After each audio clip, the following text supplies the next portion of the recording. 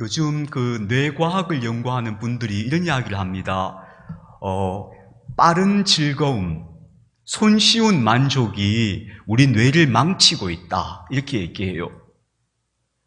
왜냐하면 그 손쉬운 만족이란 게 뭐냐 하면 요즘 보통 우리가 손에 놓지 않는 휴대폰 같은 거예요.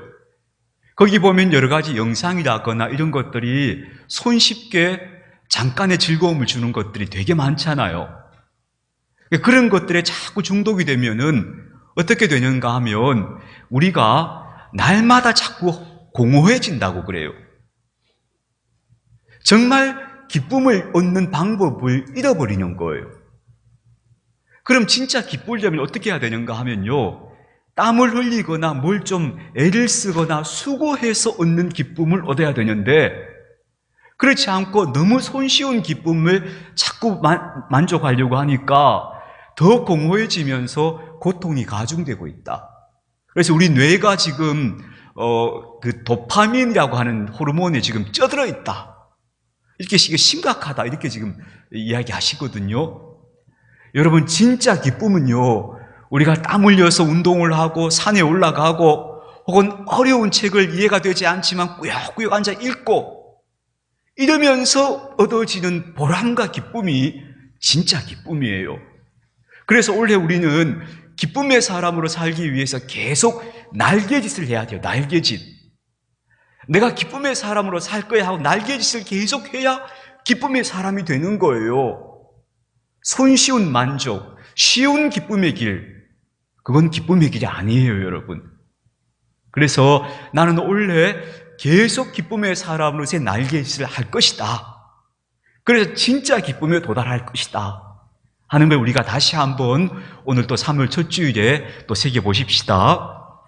3월에는요, 고난주간이 있고 부활주일이 3월 마지막 날이 부활주일이죠.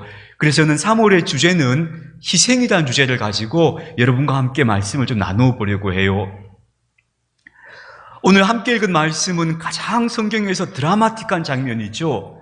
하나님께서 아브라함에게 도저히 이해할 수 없는 명령을 하셨어요. 가장 귀한 아들, 네 아들 이삭을 내게 제물로 바쳐라 하셨어요. 근데 성경이 이렇게 말하죠. 하나님이 아브라함을 시험하시려고 그러셨다 하는데요, 더 정확한 번역은 아마 이런 번역인 것 같아요. 하나님께서 아브라함을 깨우치시기 위해서였다 라고 보는 게 더 정확할 것 같아요.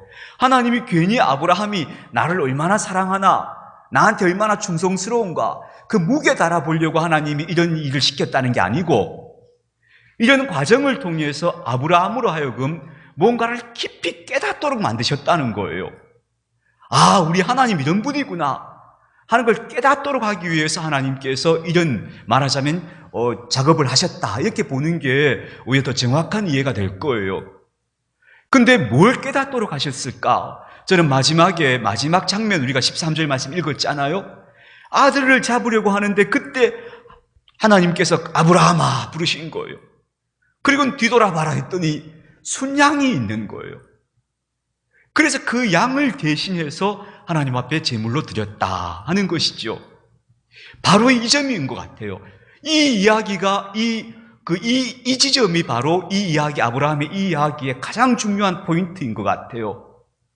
대신하여, 아들을 대신하여 하나님께서 드릴 제물 순양을 마련해 주셨다는 것. 이게 바로 이 아브라함의 이야기가 가지고 있는 가장 중요한 포인트라고 생각하는데요. 그 대신하여라는 말이 결국은 희생이라는 말이죠. 그래서 구약 성경 전체에서 드려지는 모든 제사는 다 대신하여 드려지는 제사예요. 그렇잖아요. 사람이 죽어야 돼요. 내가 죄를 지었어요. 근데 내 죄를 대신해서 양이 죽는 거예요. 그래서 모든 제사의 근본 정신은 대신하는 거예요. 대신하는 거. 그걸 우리가 희생이라고 부르는 거죠. 희생은 대신하는 것이다. 그 고통의 짐을 대신 지는 것이고, 수고의 땀을 대신 흘려주는 것이고, 겪어야 할 어떤 심판을 대신 받아주는 것, 그게 바로 희생이다. 이렇게 정의할 수 있을 겁니다. 사회학자 가운데 엄기호 선생이라고 하는 젊은 소장학자가 있는데요. 이분이 단속사회라고 하는 재미있는 책을 썼어요. 거기서 이렇게 이야기합니다. 그동안 우리들의 가정이 쉼터가 될 수 있었던 것은 누군가가 육체적, 감정적 노동을 쉼없이 수행했기 때문이었다. 이렇게 말하는 거예요. 우리가 왜 가정하면 따뜻한 쉼터 이런 이미지를 떠올리잖아요. 그럼 그 가정이 따뜻한 쉼터가 되기 위해서는 누군가가 계속 쉼없이 일하고 계속 쉼없이 그 감정을 받아주는 그런 감정 노동, 육체 노동을 지속했기 때문에 그게 가능했다는 거예요. 지금까지 그랬다는 거죠. 그럼 그 누군가가 누구예요? 대부분 여성들인 거죠. 특별히 우리들의 어머니들이 그랬던 거죠. 육체 노동, 감정 노동을 쉼없이 계속했기 때문에 그래도 우리가 가정에 들어가면 따뜻하다는 느낌을 받는 이유가 바로 그것 때문이었던 거예요. 물론 이분은 그런 희생이 지금 정당하지 않다고 보는 거예요. 더 이상 그런 사회를 바람직하게 보지 말고 우리가 바꿔야 한다는 것을 말하는데요. 그럼에도 불구하고 어쨌든 희생은 우리 사회를 지탱해왔던 가장 큰 힘이었고 또 성경에서 말씀하시는 가장 중요한 주제가 바로 희생이라는 것은 우리가 부인할 수 없을 것 같아요. 그래서 오늘 성경적인 의미에서 희생이 뭐냐 하는 것을 함께 우리가 이야기해 보려고 합니다. 첫 번째로요, 희생은 은혜입니다. 은혜. 여러분 한번 생각해 보십시오. 나를 위해서 누군가가 희생했다면, 내가 겪어야 할 고통과 내가 짊어져야 할 짐을 그가 대신 져주었다면 우리는 그 희생을 가리켜서 은혜라고 부를 거예요. 그렇죠? 그래서 희생의 다른 말은 은혜인 거예요. 희생은 곧 은혜인 것이다. 이렇게 정의할 수 있습니다. 제가 아는 어떤 한 지인이 이런 이야기를 하시더라고요. 그분 어머님이 원래는 그분들이 이제 외지에 살다가 울산이라는 도시로 아주 오래전에 그분이 어릴 때죠. 어릴 때 이주를 해오셔서 여기서 터를 잡고 살아가기 위해서 굉장히 애를 쓰셨는데 그 어머님이 이제 어린 자식들을 먹여 살리려니까 남편도 일을 하지만 어머니도 일을 하러 나가신 거예요. 공장에 가서 일을 하신 거예요. 그 여성이 무슨 전문 기술이 있습니까? 공장에 가서 그저 허드렛 일을 그저 열심히 그저 일하면서 그래도 가정을 끌어가려고 일하러 가신 거죠. 그랬는데 기가 막힌 일들을 공장에서 당하셨다는 거예요. 거기서 일하는 남자들이 지나가면서 쓱 와서 가슴을 쓱 손을 대고 지나가고 막 이런다는 거예요. 그래서 그분이 근데 다행히 이 어머니는 굉장히 강한 분이었어요. 그래서 당신이 왜 그러냐고 막 따지고 이래서 결국 그분은 거기서 이제 견뎌내신 거예요. 근데 그때만 해도 분위기가 그랬다는 거예요. 막 말도 함부로 막 예사로 하고 여성이라고 막 비하하고 그러면서 그 수모를 이분이 다 참으면서 공장을 다니시면서 그 돈으로 자식들을 키워내신 거예요. 그러니까 이 희생을 우리가 은혜라고 말하지 않을 수 있겠습니까? 그래서 모든 희생은 사실 그건 은혜다. 은혜였다는 것을 우리가 기억해야 될 줄 압니다. 우리는 며칠 전에 3.1절도 맞이했습니다. 이 나라의 독립과 해방을 위해서 싸우셨던 분들의 희생이 있었지 않습니까? 그거 은혜 아닙니까? 그리고 우리는 지금 우리가 잘 살고 있지만 우리가 뿌린 씨앗을 그 열매를 우리가 거두고 있는 게 아니잖아요.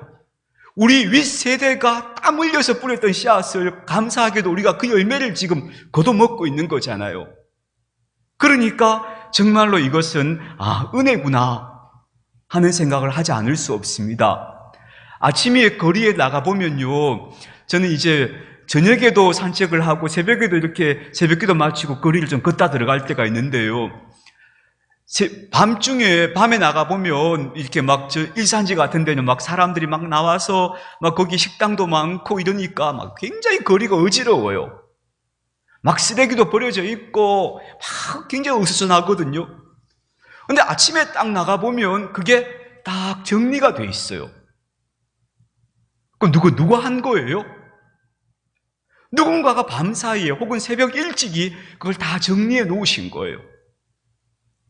그런 분들이 우리 사회의 저변에 살아서 계속 일하고 있는 거예요. 근데 가만히 생각해 보세요, 여러분. 그런 일을 하시는 분들일수록 그 노동의 대가보다는 훨씬 못한 대접을 받는 경우가 많아요. 밤에 잠도 안 자고 나가서 일하지만 사실 그 노동의 수고만큼의 대가를 우리 사회가 해주지 못하는 경우가 많거든요. 그런데도 그분들의 그런 수고가 있기 때문에 우리 사회가 정돈되어지고 깨끗해지고 그리고 우리가 먹고 살아가는 거예요. 그걸 보면은 정말 우리 사회도 그런 분들의 대신함, 희생의 바탕 위에 서 있는 것이구나 하는 것을 알 수가 있죠.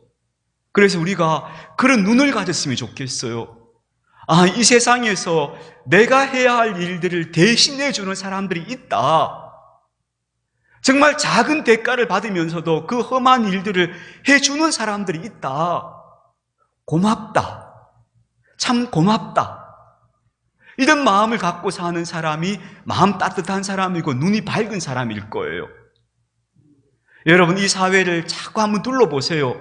이 사회 곳곳에서는 지금도 이렇게 대신해주는 희생들이 있어서 그 희생들 때문에 이 사회가 유지되고 지탱되고 있는 거예요. 그걸 잊지 마십시다. 물론 이 세상에는요, 땀 흘리지 않고 남이 수고한 걸 가로채는 사람들도 많아요. 그런 심보 나쁜 사람들도 되게 많죠. 그러나 자신의 수고에 턱없이 못 미치는 대가를 받으면서도 묵묵히 그 자리를 지켜주는 분들도 되게 많죠. 그런 분들을 알아주는 것, 그게 바로 우리가 희생의 고마움, 그걸 은혜로 느끼는 것이다 하는 것을 좀 기억했으면 좋겠어요. 제가 지금 한 몇 개월째 읽고 있는 책이 있어요. 하도 이 책이 진도가 안 나가서 몇 개월째 매일 그저 한두 장씩 읽고 있는데요. 토마 피케티라고 하는 분이 쓰신 자본과 이데올로기라고 하는 굉장히 두꺼운 책이에요. 한번 이 세상 돌아가는 걸 좀 이해해보고 싶어서 책을 잡았는데 진도가 거의 잘 안 나가고 있어요. 근데 되게 재밌는 게 제가 이 책 서문에서 되게 재밌는 걸 읽었어요. 이렇게 말해요, 이분이. 마지막 서문 제일 마지막에 이런 구절을 넣어놨어요. 자기 아내 이름을 부르면서 내가 그녀에게 빚지고 있는 모든 것, 그것은 그녀만이 안다 이렇게 적어놨어요. 자기가 지금까지 살아온 삶의 모든 것, 자기가 써낸 이 책도 그 책이 참 세계적인 대단한 베스트셀러거든요. 그 책도 내가 쓴 게 아니고 그녀에게 빚지고 있다고 얘기하는 거예요. 우리 인생이 사실 그렇잖아요. 내가 이루었다 싶지만 그게 다 누군가에게 사실 빚지고 있는 거잖아요. 그거 잊지 말자. 그래서 누군가에게 나는 빚지고 있다. 누군가가 나를 위해서 희생해주고 대신해줬다 하는 걸 늘 생각하며 감사하는 그런 우리가 되었으면 좋겠습니다. 두 번째는요, 그런데 이 희생은요, 절대 강요될 수는 없어요. 이건 우리 꼭 기억해야 돼요. 당신은 여성이니까, 당신은 아내니까, 당신이 희생해야 돼. 이런 논리를 가지고 있다면 그것은 폭력이에요. 절대 희생은 강요되는 거 아니에요. 성경에 이런 이야기가 나와요. 요한복음 11장 50절인데요. 대제사장 가야바가 이렇게 말해요. 한 사람이 백성을 위해 죽어서 온 민족이 망하게 되지 않는 것이 너희에게 유익한 줄을 생각하지 못하느냐 이렇게 말해요. 이 사람 무슨 소린가 하면요, 예수 죽이자, 예수 하나 희생시켜서 우리 민족이 좀 이렇게 좋은 길로 나가보자, 이런 계획을 지금 이 사람 모의하는 거예요. 근데 그 말 자체로 보면 예수님께서 십자가 희생으로 돌아가신구나 똑같은 말이잖아요. 근데 의도가 동기가 다르잖아요. 예수님은 당신 스스로가 십자가를 향해 걸어가신 거고, 가야바는 예수 하나 죽이자, 희생시키자 이렇게 말하고 있는 거잖아요. 희생은 절대로 강요되어서는 안 되는 거예요. 강요된 희생은 희생이 아니에요. 하나님이 절대로 기뻐하지 않아요. 우리 사회가 만약에 누군가에게 희생을 계속 강요하고 있다면 야만적인 사회인 거예요. 그래서 우리가 뭘 해야 되는가 하면요, 함께 가야 하는 거예요. 함께. 수고를 함께 져야 되는구나. 짐을 함께 해야 되는구나. 고민도 함께 하고 땀도 함께 흘려야 되는 거구나. 가장 아름다운 형태는 함께 가는 거예요. 함께 가는 거. 그래서 저는 이렇게 생각해요. 우리가 왜 남성들이 집에서 막 요리 잘 못하고 뭐 잘 못해도 여자 아내가 바깥 주방에서 요리하고 있으면 남자들은 돌아다니면서 청소라도 해야 되는 거예요. 그게 함께 가는 거예요. 당신은 일하고 나는 앉아서 텔레비 보고 있을게. 이러면 이건 안 되는 거예요. 이 세상은요, 정말 희생하는 사람들의 수고가 너무 아름답지만, 그러나 절대 이건 강요되었을 수 없고, 우리는 다 함께 그 짐을 같이 지려고 하는 마음으로 걸어가야 한다. 그게 바로 성경적 정신이다 하는 것을 기억해 주세요. 제가 젊을 때 우리 많이 불렀던 노래인데요. 이 노래가 가사가 참 좋은데, 제가 또 잘 못하지만 잠깐만 한번 이런 노래가 있다는 걸 한번 불러드릴게요. 함께 가자 우리 이 길을 셋이라면 더욱 좋고 둘이라도 함께 가자. 내가 넘어지면 내가 가서 일으켜주고 내가 넘어지면 내가 와서 일으켜주고 가다 못 가면 쉬었다 가자. 아픈 다리 서로 기대며 함께 가자 우리 이 길을 마침내 하나됨을 위하여. 이렇게 끝나는 노래예요. 다 안 올라가네요. 여러분, 이 정신으로 사십시다. 그래서 교회는요, 제가 참 아름다운 게 뭐냐면 예수님께서 교회라는 공동체를 만드신 건 같이 가라는 거예요. 누구 하나 일방적으로 희생하는 게 아니고 다 고르게 같이 가거라. 같이 손잡고 가거라. 그래서 예수님께서 교회라는 공동체에 우리를 불러주신 거예요. 이 정신을 잊지 마십시다. 세 번째요.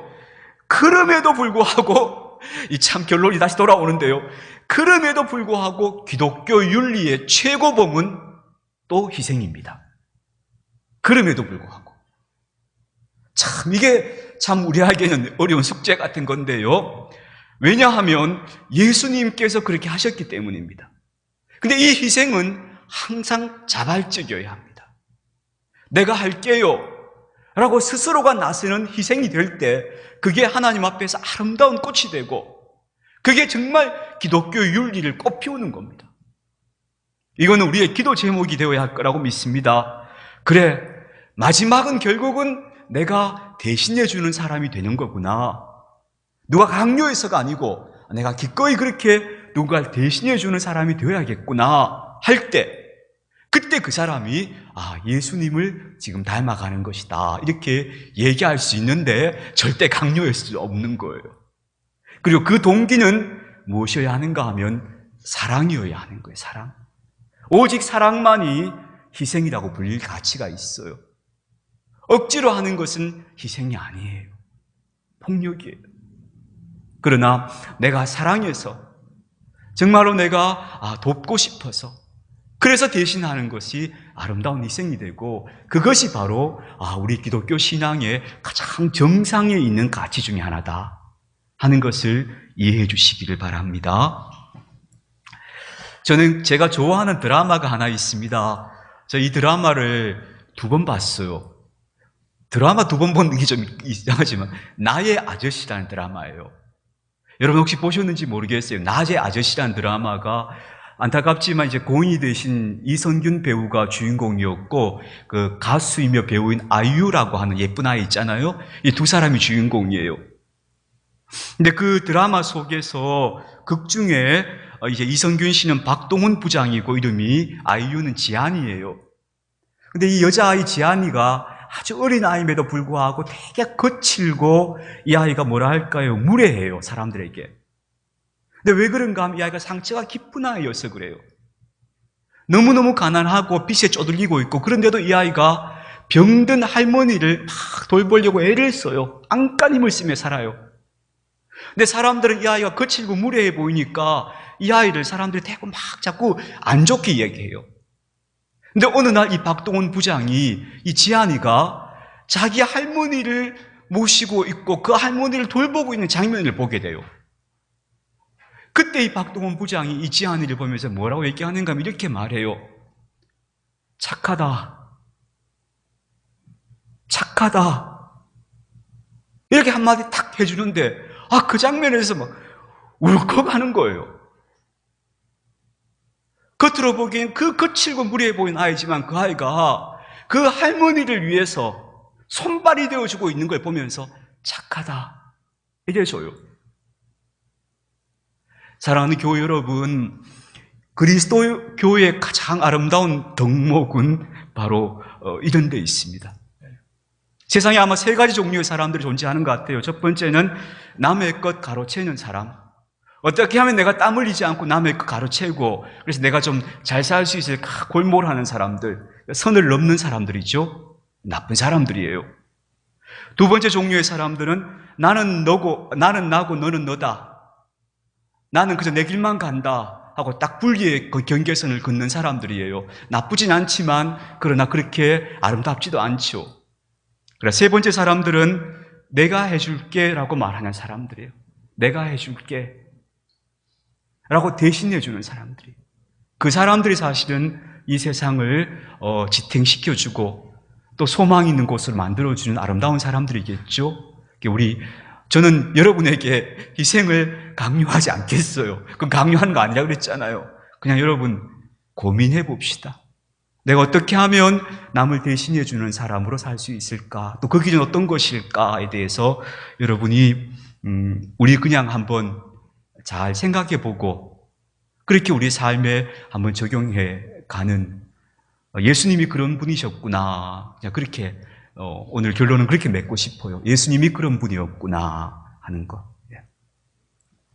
기도하십시다. 좋으신 아버지 하나님 감사합니다. 우리가 사순절 기간을 지내면서 예수님의 희생에 대해서 생각해 보았습니다. 그랬구나. 많은 이들이 나를 위해서 대신해 주었구나. 내가 많은 은혜를 입었구나 하는 것을 저희가 발견하게 하시고 고마워할 줄 아는 사람들 되게 해주십시오. 그리고 우리가 함께 걸어가는 사람들이 되어가게 해주십시오. 같이 짐을 지고 같이 손을 잡고 같이 위로해 주면서 그렇게 고단한 인생길 서로 좋은 친구가 되어 걸어가는 저희들이 되게 해주시옵시고 또 정말 저희가 좀 부담스럽지만 우리 예수님께서 십자가 지신 것처럼 저희도 그럴 수 있을까 진지하게 생각하며 살아가는 자들이 되게 하여 주시옵소서. 우리 주 예수님의 이름으로 기도드립니다. 아멘.